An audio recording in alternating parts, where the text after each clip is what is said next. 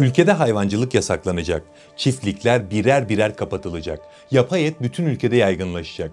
Balkonunuzda çiçek yetiştiremeyeceksiniz. O saksılar yüzünden size cezalar verilecek. Seyahat hakkınız kısıtlanacak. Sadece izin verilen miktarda seyahat edebileceksiniz. Haftada kaç gün banyo yapacağınız bile belirlenecek. Mesela haftada bir günden fazla banyo yapamazsın diyecekler ve siz de en fazla o kadar banyo yapabileceksiniz.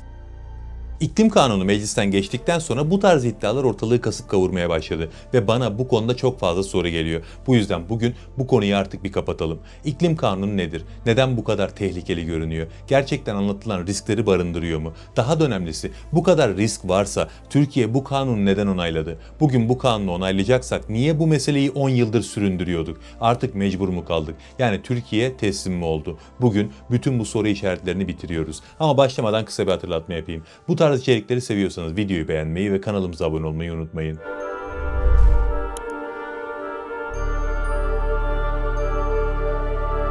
Öncelikle Paris İklim Anlaşması nedir? Bunu bir anlamak gerekiyor. Dünyanın normalden çok daha hızlı şekilde ısındığı söyleniyor. Son yüzyılda sanayileşmenin de etkisiyle küresel ısınmanın ciddi anlamda arttığı belirtiliyor. Bu gerçek midir, değil midir? Bunlar tamamen ayrı tartışma konuları. Bunlara girmeyeceğim burada. Yani meselemiz o değil. Meselemiz şu. İklimde oluşan bu değişim için dünya bir çözüm üretmeye çalışıyor ve bunun için ilk olarak 1997'de Kyoto Protokolü imzalandı. Yani çeşitli atılımlar olmuştu ama en büyüğü bu oldu. Bu protokol bir işe yaramadı. Ardından 2015'te Paris İklim Anlaşması imzalandı. Bakın bu anlaşma Paris'teki konferansta imzaya açıldığında aynı gün bu anlaşmayı 175 ülke imzaladı. Hatta bir gün içerisinde en fazla ülke tarafından imzalanan uluslararası anlaşma bu oldu. Kyoto protokolünün hukuki bağlayıcılığı yoktu. Bu anlaşmadaki fark ve tartışmaların fazla olmasının sebebi de bu. Bunun hukuki bağlayıcılığı da var.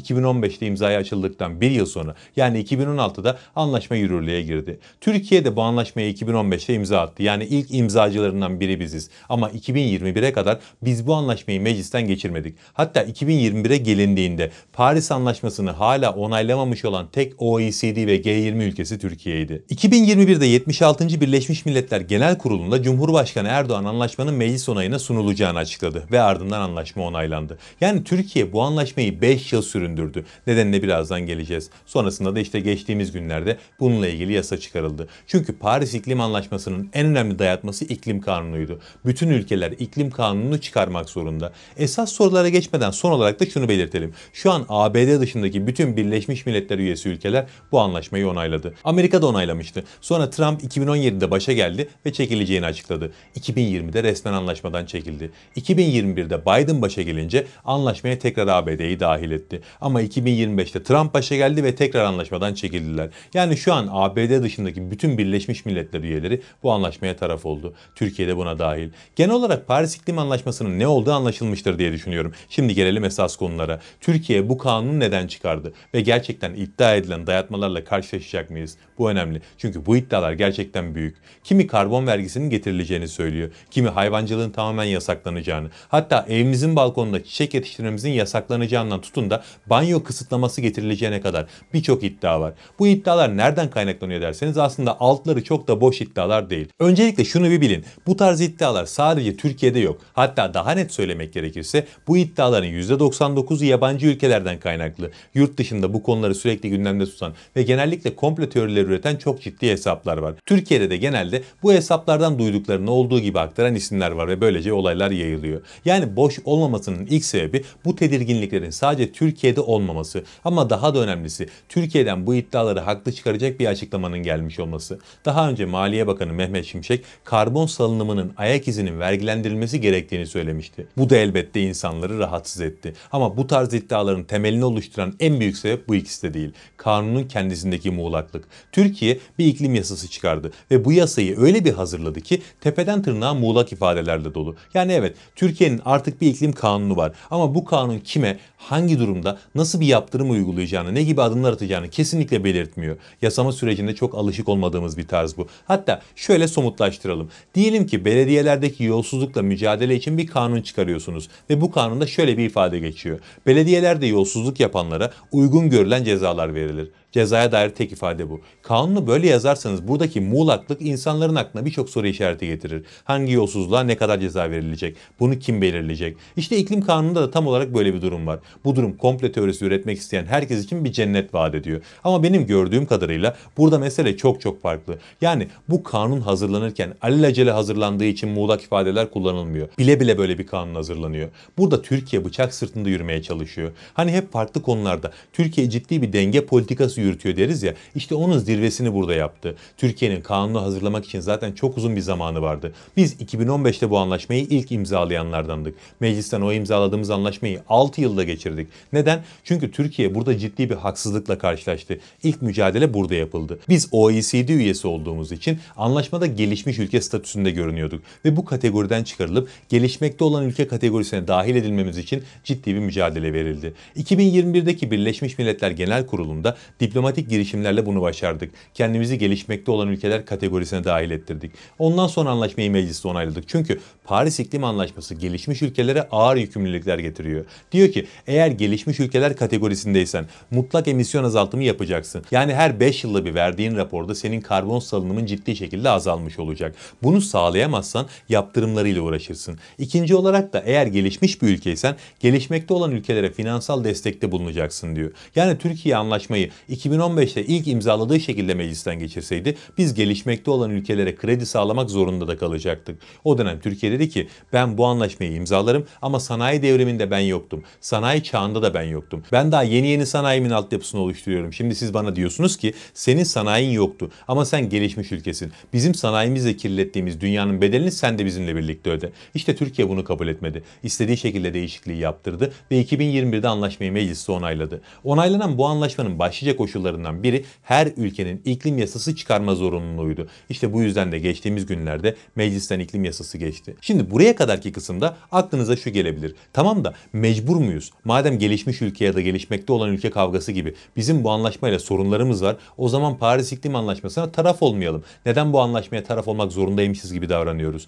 Bunun tek bir sebebi var. Bu anlaşmaya taraf olmak zorundayız. Bu noktada lafa eğip bükmeye de gerek yok. Bazı şeyleri mecbur olduğunuz için yaparsınız. Çünkü gücünüz yetmiyordur. Türkiye bu durumda tam olarak böyle bir gerçeğin ortasında. Ekonomik anlamda dünya devi olduğumuzu filan iddia eden yoktur herhalde içinizde. Bizim yumuşak karnımız ekonomi. Henüz bu alanda bağımsızlığımızı kazanamadık. Peki bağımsızlığımızı ne zaman kazanırız? Ne zaman ki ihracat rakamlarımız ithalat rakamlarını geçer, işte o zaman Türkiye bağımsızlığını kazanmış olur. Yani ne zaman ki dış ticaret açığı vermeyiz, o zaman güçlü bir ekonomi olmuş oluruz. Aslında refah dediğiniz şeyle de tam olarak o zaman karşılaşırız. Peki bunun konumuzla ne alakası var? Aslında ekonomi konusu bu meselenin tam merkezinde yer alıyor. Sadece Türkiye için de değil, bütün dünya için ekonomi konusu bu meselenin tam merkezinde. Bu iklim anlaşması konusu küresel elitlerin dünyadan haraç kesme yöntemi ve buna uymayan herkese bedelini ödetirler. Siz zannediyor musunuz ki bütün Birleşmiş Milletler üyesi ülkeler isteye isteye bu anlaşmayı imzaladı? Hayır, özellikle gelişmekte olan ülkelerin tamamı bu anlaşmayı mecbur olduğu için imzalıyor. Çünkü burada bir ekonomi savaşı var. Bu savaşın içinde yerle bir olmaktan kurtulmaya çalışıyor herkes. Mesela Türkiye için konuşalım ve 2024 rakamlarına göre gidelim. Türkiye'nin Avrupa Birliği ülkeleriyle ticaret hacmi inanılmaz seviyede. Hatta dur, ona da gelmeden önce şunu hatırlatarak başlayalım. 2024'te Türkiye 82 milyar dolar dış ticaret açığı verdi. Yani bizim ithalatımız ihracatımızdan 82 milyar dolar fazlaydı. Zaten Türkiye'yi fakirleştiren işte bu aradaki 82 milyar dolar. Peki aynı yıl bir de ticaret rakamlarına bakalım. 2024 yılında Avrupa Birliği ülkelerine 108 milyar avro değerinde ihracat yaptık. Yani 115-120 milyar dolar civarı. Şimdi siz 82 milyar dolar açık verirken 120 milyar dolarlık ihracat yaptığınız bir yeri gözden çıkarabilir misiniz? Dünyada hiçbir devlet yok ki 120 milyar dolarlık bir ihracatı riske atsın. Bakın sadece Türkiye için demiyorum. Ne Alman ekonomisi, ne Amerika, ne de Çin ekonomisi böyle bir riski göze alamaz. Kaldı ki burada bahsettiğimiz rakam bizim dış ticaret açığımızın 1,5 katı. Peki tamam da bunun konumuzla ne alakası var? Türkiye bu iklim yasasını çıkarmasaydı Avrupa Birliği ile ticaret hayal olacaktı. Avrupa Birliği sınırda karbon düzenlemesi mekanizması kurdu. Bu mekanizma şu anlama geliyor. Avrupa Birliği dışındaki ülkelerden ithal edilen ürünlerin üretiminde ortaya çıkan karbon emisyonları hesaplanacak ve buna göre ek vergiler uygulanacak. Ek vergi ne demek? Sizin ürünleriniz şu an 10 dolara satılıyorsa 15 dolara, 20 dolara satılması demek. Yani ticaret yasaklanmıyor ama imkansız hale getiriliyor. Çünkü sizin ürünleriniz Avrupa'da üretilen ürünler ürünlerle aynı fiyatlara gelmiş olacak. Hatta belki daha da pahalı hale gelecek. Böyle bir durumda neden tüketici sizin ürünlerinizi tercih etsin? Kendi ülkesindekini alır. Bu ne demek oluyor? Türkiye'nin Avrupa Birliği ülkelerine ürün satamaması demek oluyor. Yani 120 milyar dolar civarındaki ihracatı elinin tersiyle itmesi demek oluyor. İşte şimdi çıkarılan iklim yasası sayesinde Türkiye bu kısıtlamalarla muhatap olmayacak. Yani diğer bir deyişle bu ülkenin ekonomisinin hayatta kalabilmesi için bu yasanın meclisten geçmesi şarttı. Tabi burada şöyle bir şey de diyebilirsiniz. Tamam da hayvancılık bitirilirse, seyahat kısıtlamaları uygulanırsa, işte haftada yaptığım banyoya bile müdahale edilirse, yani kısacası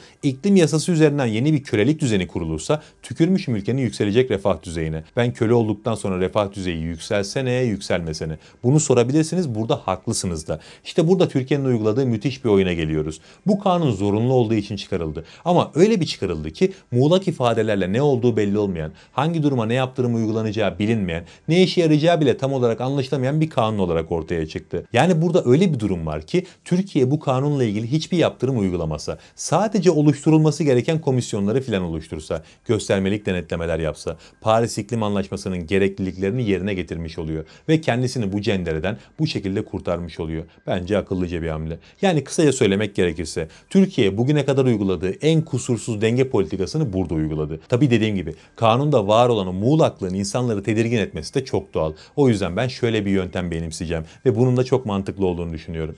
Devlete güvenip sırtımı yaslayacağım ve bundan sonra olanları izlemeye devam edeceğim. Eğer olur da bugün komplo teorisi olarak ortaya atılan iddialar gerçekleşmeye başlarsa işte o zaman hep birlikte bu kanuna karşı direnmeye başlarız. Ama ortada herhangi bir şey yokken şu an suyu bulandırmanın çok da bir mantığı yok. Çünkü bu anlaşmaya taraf olmak zaten bir mecburiyetti. Bu mecburiyeti aşmak için böyle bir aldatmaca yapıldıysa bunu sadece takdir ederim. Ayrıca bu noktada anlamsız atıp tutmalara da gerek yok. Bugün bu yasa onaylandı diye ortalığı ayağa kaldıranların %99'u yasa onaylanmayıp da Avrupa ile ticaretimiz bitseydi ve dolar 80-100 lira olsaydı devlet niye önlem almadı diye ortalığı ayağa kaldıracaktı. O yüzden ben dediğim gibi şu an süreci izlemenin daha mantıklı olduğunu düşünüyorum. İzleyip görelim bakalım neler olacak. Allah'a emanet olun.